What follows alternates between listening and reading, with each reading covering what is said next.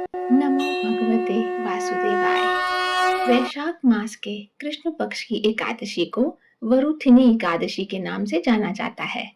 वरुथिनी का अर्थ है कवचधारी या सुरक्षित। यह व्रत भक्तों की बुराई से रक्षा करता है। ये एकादशी भगवान विष्णु के वराह अवतार को समर्पित है। शास्त्रों के अनुसार यह एकादशी सौभाग्य प्रदान करने वाली और सभी पापों को नष्ट करने वाली मानी गई है।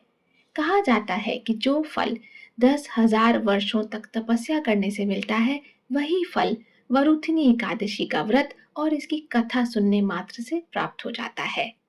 2026 में यह 13 अप्रैल यानी सोमवार को मनाई जाएगी। यह व्रत सौभाग्य, सुख समृद्धि लाता है और पापों का नाश करता है। मान्यता ये भी है कि इससे कन्यादान के समान पुण्य मिलता है। आइए अब जानते हैं इसकी पूजा विधि। सुबह जल्दी उठकर पवित्र स्नान करें और व्रत का संकल्प लें। भगवान विष्णु की मूर्ति स्थापित करें और उन्हें पीले फल, फूल, चरणामृत और तुलसी दल अर्पित करें। केसर की खीर या मिठाई का भोग लगाएं। भगवान विष्णु के मंत्रों का जाप करें और वरुथिनी एकादशी की व्रत कथा पढ़ें। इस दिन ब्राह्मणों या जरूरतमंदों को भोजन और दान करने का बहुत महत्व है। इस दिन कांसे के बर्तन में भोजन न करें। मसूर की दाल, चने और हरी सब्जियों का सेवन न करें। झूठ बोलने से बचें या निंदा करने से भी बचें। पारण का समय 14 अप्रैल को सुबह यानी अगले दिन का माना गया है।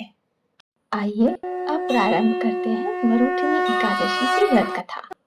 धर्मराज युधिष्ठिर बोले, हे भगवान, मैं आपको नमस्कार करता हूँ। आपने चैत्र मास के शुक्ल पक्ष की एकादशी अर्थात कामदा एकादशी के बारे में विस्तार पूर्वक बताया।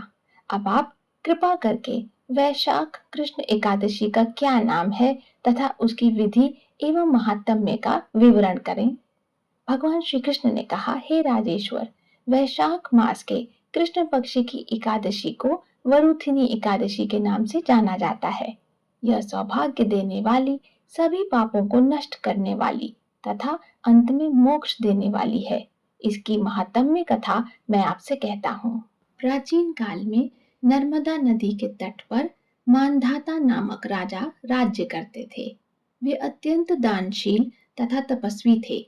एक दिन जब वह जंगल में तपस्या कर रहे थे, तब न जाने कहां से एक जंगली भालू आया और राजा के पैर चबाने लगा।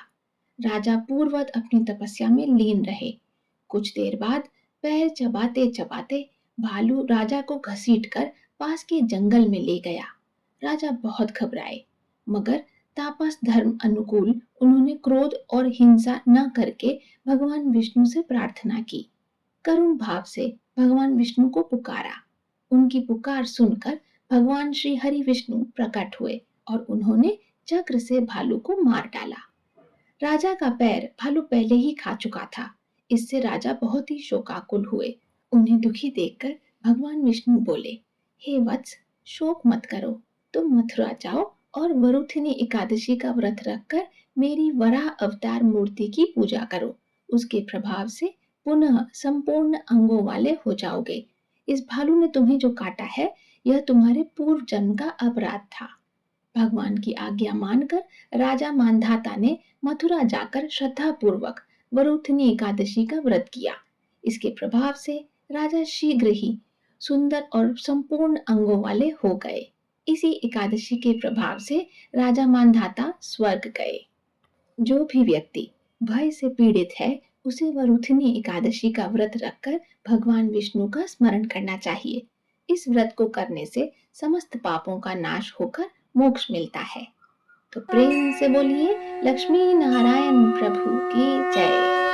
भक्तों, यह थी वरुथिनी एकादशी की महिमा और इसकी पावन व्रत कथा। हम आशा करते हैं कि भगवान विष्णु की कृपा आप पर और आपके परिवार पर सदैव बनी रहे और यह एकादशी आपके जीवन में सुख, शांति और समृद्धि लेकर आए। मिलते हैं अगले वीडियो में एक नई जानकारी और कथा के साथ। तब तक के लिए ओम नमो भगवते वासुदेवाय।